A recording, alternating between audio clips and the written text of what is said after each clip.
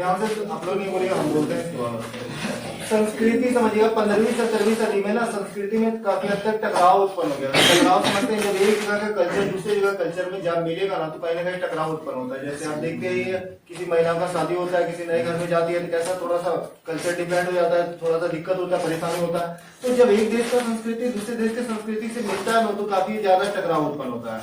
जैसे एग्जाम्पल के तौर पर भारतीय सभ्यता संस्कृति अलग है, और जब वेस्टर्न लोग आया, पश्चिमी सभ्यता संस्कृति आया तो रहन सहन खान पान बदलने लगता है। जैसे एग्जांपल के तौर पे हम लोग का देखिएगा, हम लोग पहले धोती कुर्ता पहनते थे, अब सूट बूट पे डिमांड आ गया। महिलाएं साड़ी पहनती थी, अब लहंगा मांगने लगी शादी के दिन। अल्लाह लड़का लोग क्या मांगने लगा, शेरवानी मांगने लगा। शेरवानी क्या पहनता है सर, क्या अरे तेरा कुछ सूट दे। संस्कृति में यही बात 15वीं 17वीं सदी के बीच में यूरोप और दक्षिण उत्तरी दक्षिण अमेरिका में संघर्ष उत्पन्न होने लगा था। ये संघर्ष इसीलिए था कि एक कल्चर दूसरे कल्चर से मिला, और जब मिलता तो टकराव उत्पन्न होता ही है। अब ये जो था दक्षिण अमेरिका जो था वो विशेष रूप से वहां कैरेबियन और ब्राजील के लोग रहते थे। ब्राजील से में टोपीनावा संस्कृति था। ब्राजील एक ऐसा देश है जो पेड़ के नाम पर देश का नाम पड़ा है, ये तो पहले भी जानते होंगे। तो याद रखिएगा, यूरोप और अमेरिका के बीच में संघर्ष हुआ था। दक्षिण अमेरिका में कौन सा, तो कैरेबियन द्वीप और ब्राजील समूह के लोग रहते थे। अब देखो यहाँ पे सर्वप्रथम समुद्री व्यापारी मार्ग से कौन सा देश प्रवेश किया था, तो इसके अंदर पुर्तगाल ही जो था किसी देशों में इंटर किया था। प्रवेश करने के बाद ही संघर्ष स्टार्ट हुआ जब वहां से, तो इसके अंदर पुर्तगाल ही जो था व्यापारिक मार्ग से अन्य देशों में प्रवेश किया था। अब प्रवेश करने के बाद इसको व्यापार करने का अधिकार या किसी भी चीजों का अधिकार जो है पोप से मिला। पोप जो था ना इसको शासन करने का अधिकार दिया, व्यापार करने का अधिकार दिया। पोप कौन होता था, जैसे अभी हम लोग गवर्नमेंट से ना सरकार होती है तो उस समय चर्च में जो होता था ना वो पोप कहलाता था, और उसी के पास सारा कंट्रोल होता था। जैसे पहले गवर्नमेंट नहीं, सरकार नहीं होती थी, राजा नहीं होती थी, तो वो पोप होता था, पोप के पास ही सारा कंट्रोल होता था, पूरा शासन का, अधिकार का, राजनीति का, तो वो आर्थिक का, व्यापार का, दूसरी से अधिकार मिला था इसको व्यापार करने का, शासन का अधिकार मिल गया था। अब सर्वप्रथम जो था कोलंबस जो था, याद रखिएगा, वो अमेरिका को खोज किया था। कब किया था, 1492 में अमेरिका खोज किया था। अब देखिए कोलंबस जो थे कहाँ के थे, इटली के थे। वास्को डी गामा भारत का खोज, मतलब भारत के समुद्री मार्ग से गए थे, खोज किए थे। 1498 में आए थे भारत में कालीकट में आए थे। इसका स्वागत जो था वास्को डी गामा का जमोरिन के द्वारा किया गया था। अब देखो इसका मतलब खोजना का मतलब ये नहीं है कि भारत हरा गया था या अमेरिका हरा गया था, ये एक रास्ता का खोज की जो पूरा वर्ल्ड को जोड़ा, तो वो हो गया। अब देखिए संस्कृति का जो ये सभी चीजों के जानने का मुख्य स्रोत क्या है, जो हम लोग को पता चला कि यूरोप और अमेरिका जैसे दोनों में संस्कृति में टकराव उत्पन्न हो गया, तो कैसे पता चला कि टकराव होने के बाद क्या खान पान, रहन सहन, जीवन स्तर में बदलाव होने लगा, मनोरंजन में बदलाव होने लगा, लोगों का सब कुछ बदलने लगा। तो ये जो बदलाव उसके बारे में जानने का मुख्य स्रोत क्या है, जो यात्रा है, डायरी है, अभिलेख है, ये सब चीज से पता चला। जैसे एग्जाम्पल देखो ना, हम लोग डिजिटल में प्रवेश कर गए, वेस्टर्न में जब कल्चर आया तो वेस्टर्न कल्चर के कारण क्या हुआ, हम लोग एक अलग दुनिया में प्रवेश कर गए। टीवी आ गया, टीवी के बाद समझ रहे हैं कंप्यूटर आ गया, कंप्यूटर के बाद तो स्मार्ट आ गया, अब एआई आ रहा है, एआई आएगा तो और कल्चर बदल जाएगा काफी हद तक। तो ये सभी चीजें जो होती है कहीं ना कहीं चेंजिंग ला देती है, रहन सहन, खान पान, सोचने का क्षमता बदल जाता है, जीवन स्तर ही बदलने लगता है, इंपॉर्टेंस भी लोगों का बदलने लगता है। तो बस ये सभी चीजों के बारे में कैसे जानने हैं हम लोग, तो मुख्य स्रोत क्या था, तो यात्रा वृत्तांत, डायरी या अभिलेख के द्वारा जाना गया था।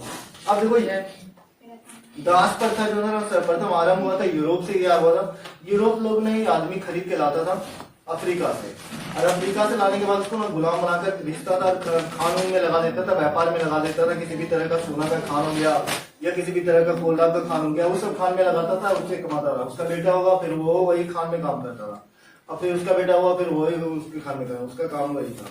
तो वो दास प्रथा आरंभ किया था सर्वप्रथम पूरा वर्ल्ड में, यूरोप लोग ही किया था। यह आदमी को खरीद के काम लाता था, अफ्रीका से आता था। अब देखो पांड्युलिपि स्मारक को नष्ट करने वाला भी वही था, यूरोप लोग ही पांड्युलिपि और स्मारक को नष्ट किया था। जैसे एग्जाम्पल के तौर पे बात कीजिएगा, बाजार में देखो नालंदा विश्वविद्यालय, इसको नष्ट कर दिया गया था। नालंदा विश्वविद्यालय तब भारत एक अलग रूप में रहता है वर्तमान में, इसको बख्तियार खिलजी नष्ट किया था। विक्रमशिला विश्वविद्यालय देख लीजिए, इसको भी बख्तियार खिलजी नष्ट किया था, तो पाकिस्तान में, और नालंदा विश्वविद्यालय तो भारत में, बिहार में था।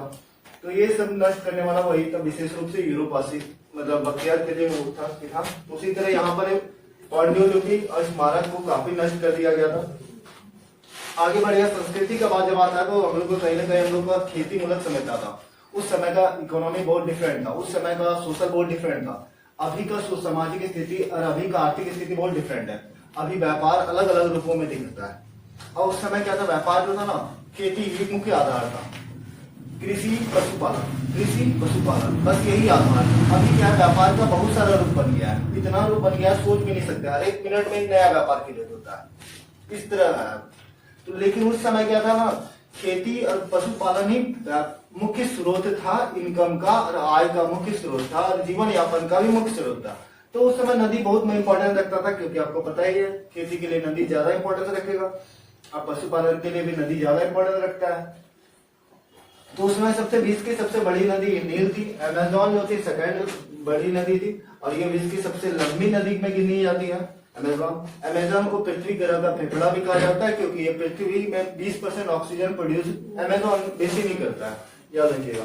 क्योंकि ऑक्सीजन जो हम लोग सांस लेते हैं ना, 20% ऑक्सीजन वो अमेजोन के द्वारा ही प्रोड्यूस होता है, उत्पादित होता है।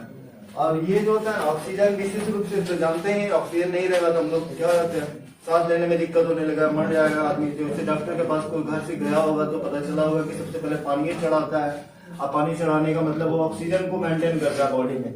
उसी तरह वो पृथ्वी में ऑक्सीजन को मेंटेन कौन करता है, सबसे ज्यादा प्रोड्यूस कौन करता है, अमेजोन बेसिन करता है। याद रखिएगा, अमेजोन नदी के बगल का क्षेत्र को बेसिन कहा जाता है। अब ये जो है अमेजोन जो है सबसे लंबी नदी है, और दूसरी सबसे बड़ी नदी है, और ये पृथ्वी ग्रह का फेफड़ा भी कहा जाता है। याद रखिएगा, पृथ्वी ग्रह का फेफड़ा।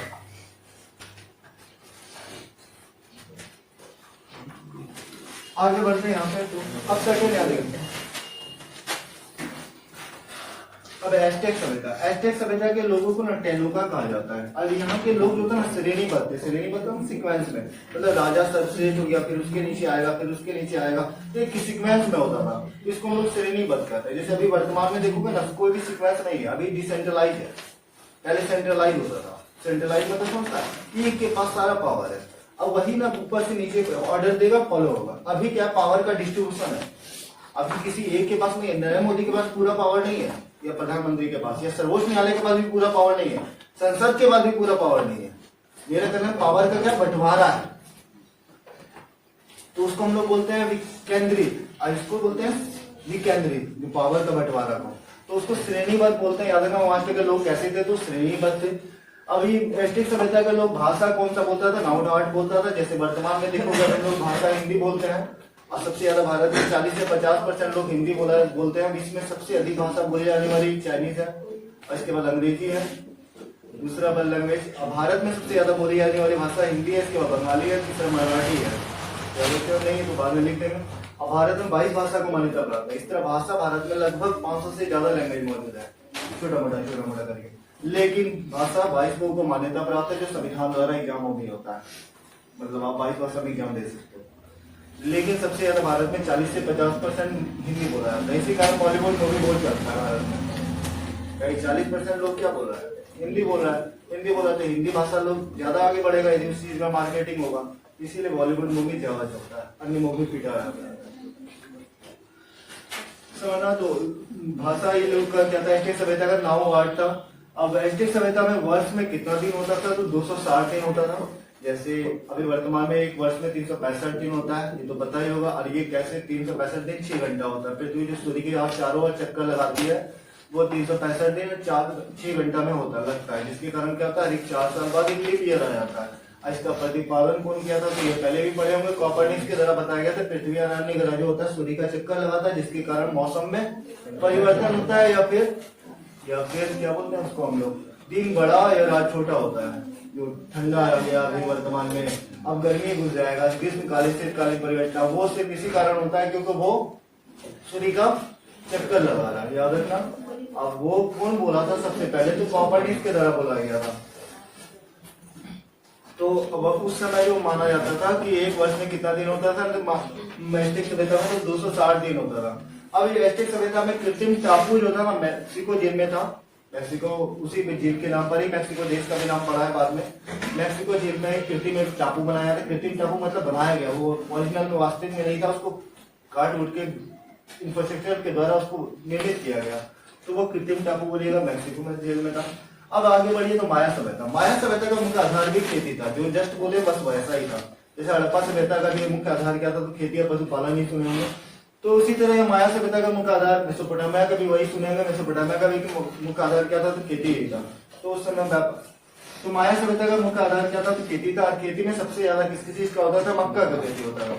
अब माया सभ्यता का महत्वपूर्ण उपलब्धि क्या था, कुछ चीजों में बहुत ज्यादा बेहतरीन काम किया था। जैसे वर्तमान में बात करूंगा ना, कुछ उपलब्धि वर्तमान में देखो, हम लोग का दुनिया का सबसे बेहतरीन है, हम लोग 5G में है, हम लोग 5th जनरेशन में कूद गए हैं। 5th जनरेशन मतलब ऐसा पहले 4था जनरेशन आदमी नहीं देख पाया जो हम लोग देख रहे हैं। 5th जनरेशन हो रहा है, हम लोग 5वीं औद्योगिक क्रांति में कूदे हैं, 5वां जनरेशन में कूद गए हैं इलेक्ट्रॉनिक्स की दुनिया में। हम लोग कहीं ना कहीं बहुत आगे हैं, मतलब बहुत कुछ देखेंगे और देख चुके हैं। अब जो फर्स्ट जनरेशन में होगा, पहली औद्योगिक क्रांति में होगा, उस सबका दुनिया गजब डिफरेंट था। और हम लोग नए मोदी के कारण तो हम लोग 5G में भी कूद गए, 4थी औद्योगिक क्रांति में तो प्रवेश करवाइए दिया, हड़बड़ा के 5वां कूदवा दिए। तो काफी हद तक हम लोग बहुत नहीं है। जैसे देखो पहला जनरेशन में देखो, फोन करने के लिए भी टेंशन होता था, 1 किलोमीटर 5 किलोमीटर जाते थे तब फोन को बुध मिलता था। अब वो एक बार 1 मिनट बात करते थे 20 टका 50 टका। अब मैसेज यदि कर लिए एगो मैसेज 5 टका। फर्स्ट जनरेशन आदमी को कहीं जाना, मार्केट बाजार जाना है, 3 दिन पहले सोचता है। फर्स्ट जनरेशन में टांगा घोड़ा जावे, राजदूत कहीं खरीद लिया तो वहां मोहल्ला वाला पूरा भीड़ लगा देता है राजदूत देखने वास्ते। फर्स्ट जनरेशन मतलब पहला औद्योगिक क्रांति इतना भयानक था। कोई ट्रैक्टर आ गया तब समझ जा पूरा गाँव वाला देखने जा रहा है ट्रैक्टर। ये स्थिति था उस समय की। घड़ी वो टावरिंग था, बड़का जैसा घड़ी लगता था टावर में। पहले का आदमी प्रथम औद्योगिक क्रांति के समय ना, समय कैसे दिखता पता है, दीवाला में सूर्य की रोशनी कितने पड़ी थी पूरा पता चल गया, और उसी बता देता था 12 बज रहा है, उससे बता देता था 2 बज रहा है। सोचो किस तरह। अभी पलक स्मार्ट वॉच आ गया है, नहीं बोलेगा अपने बोल देगा। और अब तो हम लोग AI में आ गए हैं, नहीं बोलेगा घड़ी अपने चलेगा पंखा। AI मतलब समझता मशीनों का दिमाग, मतलब पंखा बोलेगा पंखा चली जो चले, बंद हो जाओ बंद हो जाए, टीवी चला ले चली जाओ, टीवी कहीं फिल्म लगा नया घर आवे मन से घर में अपने मैसेज चल रहा 10 मिनट बेटा लेट, और गाय लेट से कहाँ से वो मैसेज चल रहा है। इस तरह उसको खाली कनेक्ट करना पड़ेगा डिवाइस से, अपने आप ऑटोमेटिक काम करेगा। समझ ली, बची जाए तो इधर उधर न जाए,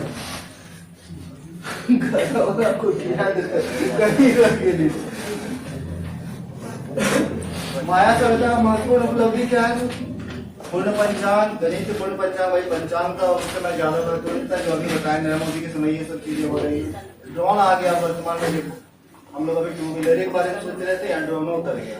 18 वर्ष से व्यक्ति ऊपर वाला वैसे ड्रोन चला सकता है, छत्ता जाओ कोई दिक्कत नहीं, नीचे चलो समझ वो कर दी ले छत्ते का छत्ता। पूर्ण पंचांग गणित उसी तरह।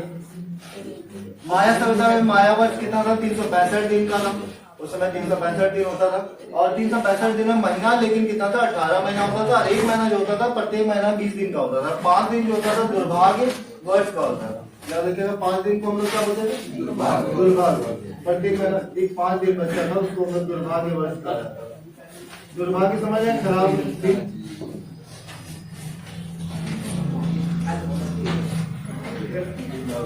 अब माया सभ्यता में ना लोगों को उच्च सम्मान पुरोहित को दिया जाता है। पुरोहित समझते हैं, जो पुरोहित पूजा पाठ करने वाला पुरोहित को ज्यादा सम्मान दिया जाता है, उच्च सम्मान दिया जाता है। माया सभ्यता में देवता जो होता था, अग्नि देवता, वर्षा देवता या मक्का देवता को माना जाता है। मक्का देवता का आधार था, तो मक्का देवता तो होगा ही होगा, ऑटोमेटिक बात। माया सभ्यता में बलि मानव का भी पड़ता था, भारत में भी बलि पड़ता था मानव का। एक झारखंड में ही मानव बलि पड़ता था, बंद करवाया गया था। गौंड एक जनजाति थी और वो जनजाति बलि देता था, मानव बलि। अंग्रेज बंद करवा दिया, विलियम बेंटिंक अब बंद करवाया, तो इसके कारण क्या होगा, भारत में उसका विरोध होने लगा झारखंड में। तो याद रखना, उसी तरह बलि पड़ता था मानव बलि। अब माया सभ्यता में लिपि क्या होता था? चित्रात्मक होता था, चित्र बना। जैसे हड़प्पा सभ्यता में लिपि कैसा था? चित्रात्मक लिपि था। दूसरी तरह माया सभ्यता। अब यहाँ सारा ऑब्जेक्टिव हम बोलते हैं, आप लोग बाद में बोलिएगा, उसके बाद बात करेंगे। ठीक है, देखो संस्कृति में टकराव 15वीं 17वीं सदी में हुआ। यूरोप और अमेरिका में हुआ था। यूरोप दक्षिण अमेरिका में कहाँ के लोग रहते थे? कैरिबियन और ब्राजील। ब्राजील का संस्कृति का नाम बीनावा। ब्राजील एक ऐसा देश जिसका नाम पेड़ के नाम पे रखा गया। अब समझना कि सर्वप्रथम कौन सा व्यापारी मार्ग खोज के प्रवेश किया था? तो स्पेन और पुर्तगाली लोग भी अन्य देशों में प्रवेश किया था। इन देशों को अधिकार या व्यापार करने का अधिकार या शासन का अधिकार कौन दिया था? तो वो किया। अब इसी तरह सर्वप्रथम अमेरिका से रास्ता का खोज, अमेरिका का खोज कौन किया? तो कोलंबस किया था। कोलंबस जो था कब खोज किया था? तो 1492। अब कोलंबस किस देश का था? तो इटली का था। उसी तरह वास्को डी गामा जो था भारत का खोज कौन किया है? तो वास्को डी गामा किया, वो 1499 में किया था, समुद्री मार्ग से रास्ता का खोज। अब बोलेगा Bharat, Vasco D gamma Bharat में कालीकट में प्रवेश किया था, जहां पर उसका स्वागत कौन किया था? तो जमोरिन के द्वारा किया गया था। अब जो इस संस्कृति में जो बदलाव हुआ, टकराव हुआ, संघर्ष हुआ, इसके जानने का स्रोत क्या था? वो किस स्रोत? तो यात्रा वृत्तांत, डायरी या विलेज के माध्यम से आता। विश्व में सर्वप्रथम यूरोप दास प्रथा किसने आरंभ किया था? तो यूरोपवासी लोग किया था। अरे दास कहाँ से आदमी खरीदता था? तो अफ्रीका से खरीदता था। बोलेगा पांडुलिपि स्मारक को नष्ट कौन किया था? तो यूरोप लोग ही किया था। विश्व की सबसे बड़ी नदी कौन सी है? तो नील नदी है। जैसे भारत में सबसे बड़ी नदी कौन सी है? तो गंगा नदी है। और सबसे प्रदूषित नदी कौन सा? यमुना है। उसी तरह विश्व की सबसे बड़ी नदी कौन सी है? तो नील नदी है। दूसरी कौन है? तो अमेजोन है। और ये सबसे लंबी नदी भी कहलाती है और सेकंड लार्जेस्ट रिवर है। अब देखो अमेजोन बेसिन जो है पृथ्वी पर ग्रह का फेफड़ा भी कहा जाता है, क्योंकि ये 20% ऑक्सीजन ये खुद ब खुद प्रोड्यूस करती है। आगे बढ़ते माया सभ्यता के लोगों को टेनोका कहा जाता है। माया सभ्यता के लोग श्रेणीबद्ध सीक्वेंस में रहते थे। अब माया सभ्यता का भाषा क्या था? नवडाटा। जैसे अभी वर्तमान में हम लोग का भाषा हिंदी और अंग्रेजी विशेष रूप से बोलते हैं। माया सभ्यता में वर्ष कितना? एक वर्ष में 260 दिन होता था। माया सभ्यता में कृत्रिम टापू कहाँ बनाया था? मेक्सिको झील में बनाया था। माया सभ्यता का मुख्य आधार क्या था? तो खेती था। और खेती में क्या चीज का करता था? मक्का का खेती करता था। इसीलिए वो लोग देवता किसको पूछता था? मक्का देवता को ही इम्पोर्टेंस देता। माया सभ्यता महत्वपूर्ण उपलब्धि क्या थी? पूर्ण पंचांग और गणित देता। माया सभ्यता में माया वर्ष कितना दिन का होता था? तो 365 दिन का होता था। एक वर्ष में कितना महीना होता था? 18 महीना होता था। प्रत्येक महीना 20 दिन का होता था। 5 दिन दुर्भाग्य 3 या वर्ष का होता था। माया सभ्यता मुख्य सम्मान पुरोहित वर्ग को प्राप्त था। और माया सभ्यता में देवता कौन होता था? अग्नि, वर्षा और मक्का। गाय को देवता माना जाएगा। आपको पता है आधार क्या था? मुख्य खेती और पशुपालन था। तो जो खेती और पशुपालन को ज्यादा महत्व देगा, इम्पोर्टेंस बढ़ाएगा, वही चीज को आदमी भगवान मानता है। जैसे वर्तमान में देखो आदमी पैसा वाला भगवान मानता है, क्या कुछ करना घुमा फिरा। पहले तुम तोड़ के मरोड़ के नहीं देखते, हम तोड़ मरोड़ के देखते हैं। पैसा जिसके पास ज्यादा है, समझ जाओ आदमी उसको कुछ मान सकता है। जो ज्यादा मान लो बहुत जल्दी देता है, गरीब क्षेत्रों में चल रहा हूँ, हम लोग का तो खाने पीने में दिक्कत नहीं होता है। और गरीब एरिया में जाओ, बहुत ज्यादा गरीब पिछड़ा क्षेत्र में, उन लोग को बहुत खाने पीने में दिक्कत होता है। तुम दे दो 5 लाख, देखो तुमको भगवान मार देगा ऑटोमेटिक। तो मंदिर बनाएगा तो कहीं ना कहीं जिस चीज का कमी रहता है उस चीज का यदि पूर्ति कोई रहता है, हम लोग उसी को इम्पोर्टेंस ज्यादा देते हैं। तो यहाँ पर भी वैसे ही था। यहाँ पे क्या चीज था? तो खेती मुख्य आधार था, पशुपालन ही आधार था। हमारे सभ्यता में बलि किसका पड़ता था? तो मानव बलि पड़ता था। और लिपि कैसा था? तो चित्रात्मक था। अब ये पुनर्जागरण बात कल पढ़ेंगे, अगले क्लास में पढ़ेंगे, लेकिन यहाँ थोड़ा सा लिखा हुआ रेनेसां का शाब्दिक अर्थ क्या होता है? तो पुनर्जागरण होता है। पुनर्जागरण आरंभ कब हुआ था? तो कहाँ से हुआ था? इटली से हुआ था। अब पुनर्जागरण में सबसे चित्रकार कौन था? तो लियोनार्डो दा विंची था। तो लास्ट पर मोनालिसा का चित्रकारी यही बनाया था। अब पुनर्जागरण का प्रमुख मूर्तिकार कौन है? तो माइकल एंजेलो, लिबर्टी अडोने के लोड। अब यहाँ पे